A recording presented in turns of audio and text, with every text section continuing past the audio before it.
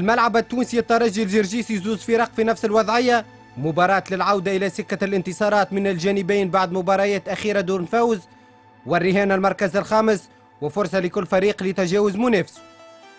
احنا زوزيكيبيت بالنسبه للسنه معناها قاعدين نقدموا في مردود ممتاز. ظهر اللي حضرنا المباراه نتاعنا كما معناها يجب، ان شاء الله نعدوا ماتش باهي وان شاء الله 3 بوان من حليفنا والمرتبه الخامسه ان شاء الله تكون عندنا احنا اليوم. يظهر لي اليوم عيد ميلاد الكوتش، يظهر لي لازمو كادو. بالطبيعه ان شاء الله اليوم نفرحوا الكوتش خاطر بالحق يستاهل كل خير. الاوبجيكتيف تاعنا 5 بلاس وبيان 4 بلاس، ان شاء الله ربي يوفقنا. تونسيا معناتها جمعيه باهيه وواقفه كما يلزم، ان شاء الله اليوم نربحوهم ان شاء الله. الشارة الحمراء كانت حاضرة في ملعب زويت من الفريقين كبقية الأندية، والرسالة واضحة: الاحتجاج على الوضعية المالية الصعبة وعدم صرف المستحقات من الأطراف المعنية. اليوم ما عادش نجموا نستناو اكثر من هكايا، وما عادش نجموا نواصلوا بالظروف هذيا.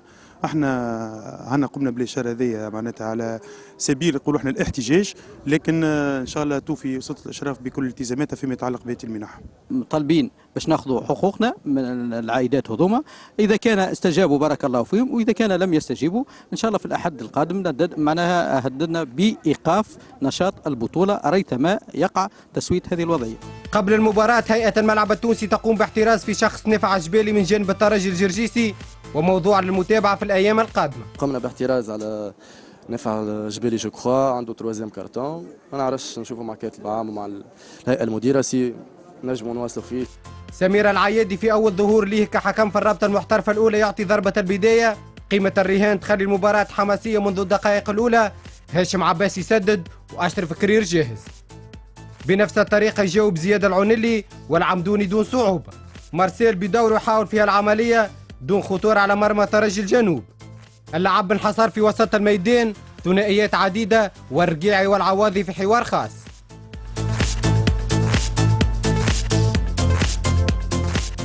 الياس الجلاس يقود هجوم البقلاوة، يمهد للعكرمي وعرضية الظهير الأيسر تجد دفاع المنافس في التغطية. من جديد فنية جلاسي حاسمة في تجاوز نفع الجبالي، تسديدة يتصدى لها حارس ترجي الجرجيسي.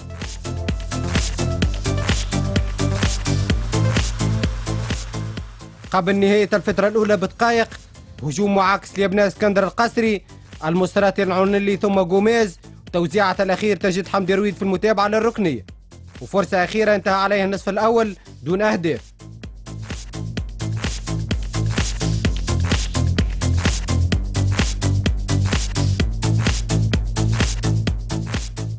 الفترة الثانية تنطلق من جانب الملعب التونسي، محاولة المهاجم هيثم بن سالم لم يجني منها سوى الورقة الصفراء بعد تمويه داخل مناطق الجزاء. الرقيعي أراد المباغتة في العملية من وسط الميدان، يسدد فوق مرمى قيس العمدوني. مخالفة أخرى للضيوف ومحاولة مجدي المصراتي دون تغيير في النتيجة. ترجي الجنوب ديما في الضغط، العون اللي غير وجهة اللعب نحو الرقيعي، هداف الترجي الجرجيسي كاد يفتتح النتيجة لولا يقظة حارس البقلاوي. التغييرات تتواصل، تريتر مكان المصراتي من جانب القسري، وجربي مكان كوليبالي من جانب الدريدي. الدقائق الأخيرة كانت حماسية، زياد العون اللي يستغل كرة راجعة من دفاع الملعب التونسي، تصويبة قوية كاد يعطي الأسبقية. فراس بن جفال البديل يهدي هيثم البغدادي كرة على طبق، مهاجم الملعب التونسي سدد، واستماتة دفاعية للضيوف تحول الكرة للركنية، وأبرز فرصة تضيع في الفترة الثانية. شاكر الرقيعي يوزع في العمق لجاك بيسون، والعمدوني على الخط النهائي للمرمى يمنع الأسبقية. 3 دقائق وقت بديل لم تكن كافية للتسجيل، ونهاية المباراة على تعادل أبيض. أبقى فارق النقطة بين الترجي الجنوب والملعب التونسي في مباراة عرفت انتفاع بدني كبير و43 مخالفة حصيلة 90 دقيقة. كنا نجموا نخسروا خاطر إذا ضيع الفرص هذوك مع فريق محترم جدا ضد كيما الجرجيس. اليوم معناها نقصتنا الكرة الأخرانية باش نحطوها في الفيلي. اونكور اون فوا برافو للملاعبية على الروندمون اللي عطاوه. ميطون الاول صحيح معناها ما لقيناش اليات نتاعنا وسط الميدان، ضيعنا برشا كور، عملنا برشا اخطاء وسط الميدان. الشوط الثاني صلحنا معناها ميزمو مشات كرة خير مليح، خلقنا فرصة وفرصتين كنا قادرين نسجل، لكن المنافس كان اليوم معناها حاضر مليح. قاعدين نلعبوا بالكدا لكن ماناش قاعدين نجسموا في الفرص اللي تجينا.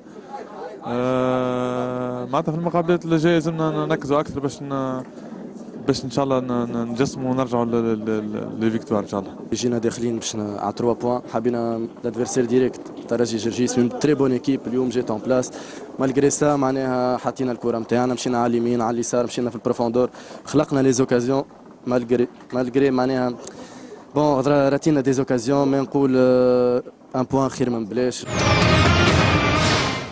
فتحي العبيدي مباراة اللي نلعب فيها العديد من الفرص علاش وفات 0-0؟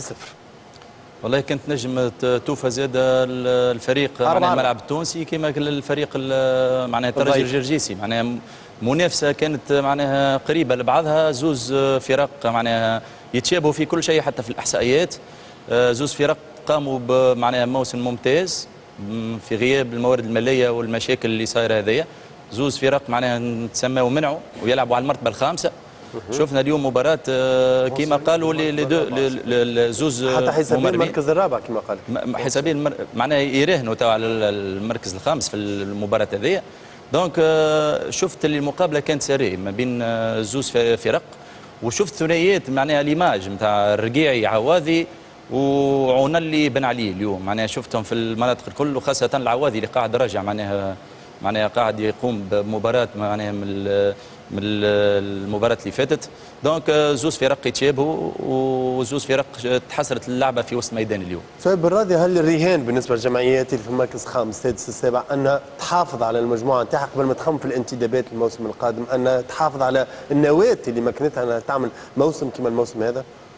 لا بطبيعة هو نورمالمون راهو مهدي نرجع لكلمته في غياب الموارد المالية في غياب الإمكانيات في غياب يمكن الاستقرار الإداري في بعض الأحيان هو تو ديبون البناء شنو هو البروجي اللي عاملينه وين يحبوا يوصلوا اسكو في الانتريم تاع الكلوب اليوم ولكن تقعد المشكل الاساسي كما قلت انت وسؤالك واضح هو الموارد الماليه اللي ظهر لي ما فماش حتى جمعيه بار الاربعه ولا الخمسه الاولين اللي بتمويل كبير من رؤساء النوادي واحد لاقين رواحهم سينو راهو في المشاكل الماديه هذوما الفرق اللي من بعد يجيو في الترتيب اوبليجي باش في اخر الموسم يصرح ملاعبي ولا اثنين اللي هو كي سورا لو بلو بريون بارمي لي زيليمون اللي عنده ولا الجوارات اللي عنده باش يضعف ليفيكتيف نتاعو وبطبيعه الحال باش ياخذوه واحد من الاربع فرق اللي تلعب على القاب واللي عندها ولا يخرج برا لذلك عموما ليكزومبل هذايا صار حتى على النادي البنزرتي المواسم الاخيره يعني خاطر اليوم العينين برشا على الملعب التونسي وعلى رغم اللي في الماركاتو هذا يعني ما فرط في حتى عنصر ولكن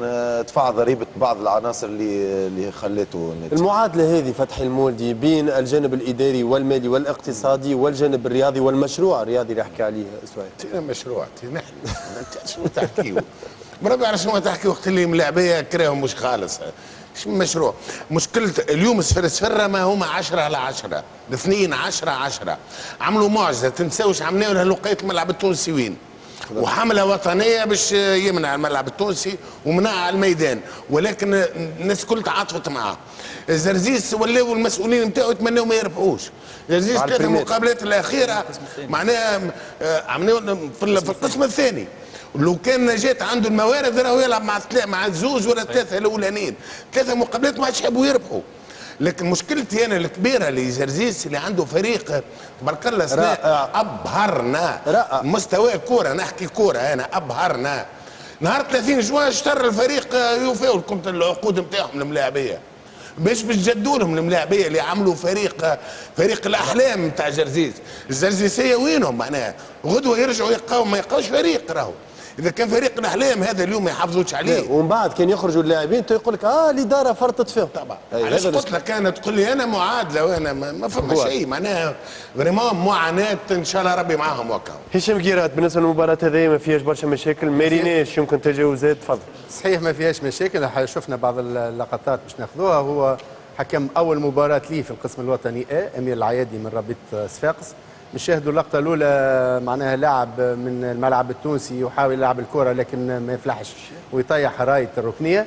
وتعرفوا هنا ما نجموا نستأنفوا اللعب الا ما نرجعوا الرايه لمكانها الاصلي لانه الرايات من التجهيزات الاساسيه للملعب.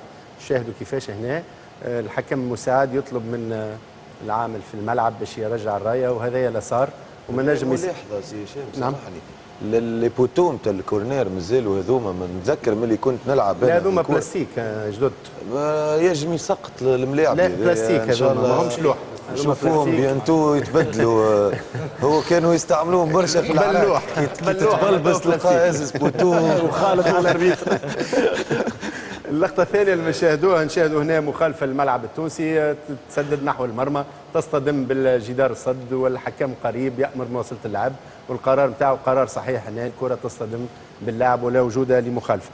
اللقطة الثالثة اللي شاهدوا بعد المخالفة هذه، هنا هيثم بن سالم يتجاوز المدافع، يدخل داخل منطقة الجزاء ويسقط معناها، والحكم قريب جدا من العملية، يعلن على تمويه مع انذار هيثم السالم، والقرار نتاعو قرار صحيح. شاهدوا هنا كيفاش المهاجم قام بالتمويه. اللقطة الرابعة اللي نشاهدوها،